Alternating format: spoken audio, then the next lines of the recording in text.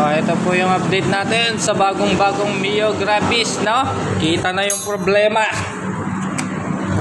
Wala po sa caliper ang problema, no? Ang problema niya sa may rotor, no? Ito, sa may disc. Yan. Papansin nyo, yan. Marunong sumayaw, no? Yan, sumasayaw po yung kanyang rotor disc. Okay? Kaya pala nagkakaroon siya ng kick sounds, na tunog. So, yun. Yan, no? Bengkong, no? Bengkong po yung rotor niya, no? So, ang magandang mangyari dito, no? Palitan, no? Para magpalit tayo ng rotor disc, no?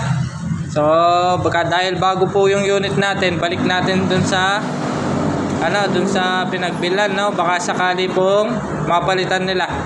Okay? So, yun. Shoutout na lang po sa lahat, no? At kay Madam, okay? Pa-share na lang po ng ating video.